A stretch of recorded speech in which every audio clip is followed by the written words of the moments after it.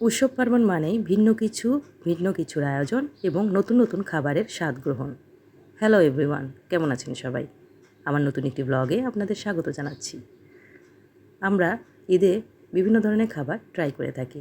শাহি ফ্লেভারগুলো কিন্তু মিস যায় না। তাই আজকে দেখাবো আপনাদেরকে শাহি একটি রেসিপি। আশা করি বুঝতে পেরেছেন আমি কি দেখাবো। আজকে দেখাবো চিকেন বিরিয়ানি রেসিপি।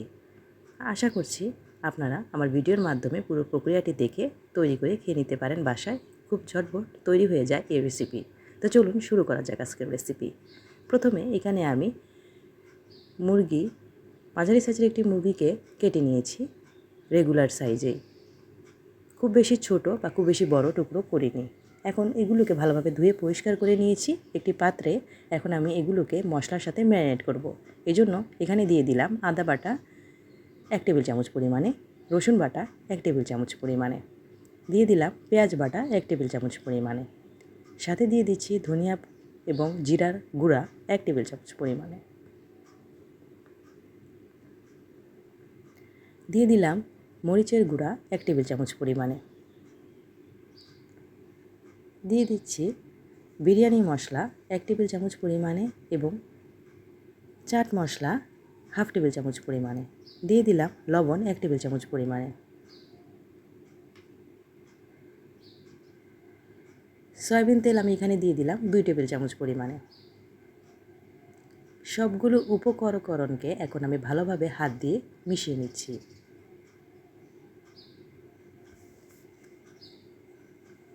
মেশানো হয়ে গেছে। এখন তার সাথে আমি দিয়ে দিচ্ছি দই 1 টেবিল চামচ পরিমাণে।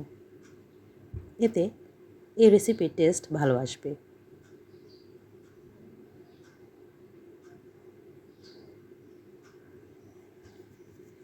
টক দইটা দিয়ে দেওয়ার পর আমি ভালোভাবে আবারও হাত দিয়ে মিশিয়ে নিয়ে এখন এগুলোকে রেস্টে রাখবো প্রায় 15 মিনিটের জন্য।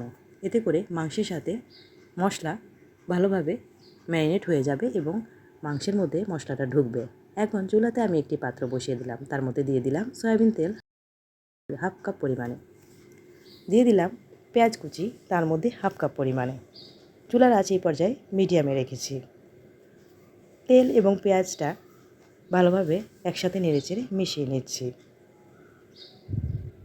তেলটা মধ্যে পেঁয়াজটা যখন একটু নরম হয়ে আসবে এ পর্যায়ে আমি কিছু মশলা দিয়ে দিচ্ছি।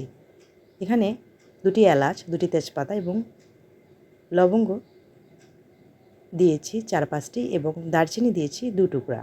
সবগুলো উপকরণ এখন আমি একসাথে নেড়েচেড়ে মিশিয়ে নিচ্ছি।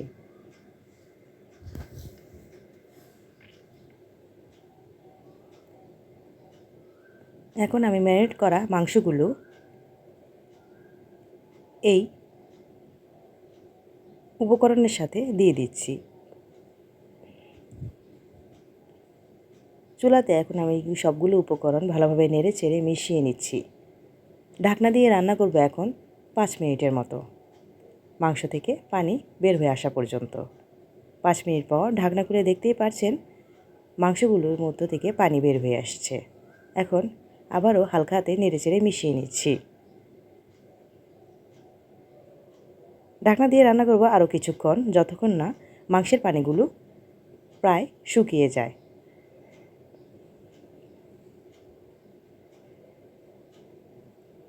মাংসগুলো যখন প্রায় পানিগুলো শুকিয়ে মাখা মাখা হয়ে আসবে এ পর্যায়ে আমি দিয়ে দিচ্ছি নর্মাল টেম্পারেচারে থাকা পানি 2 কাপ পরিমাণে। এখন আমি আবারও ঢাকনা দিয়ে ভালোভাবে রান্না করব এই মাংসগুলোকে।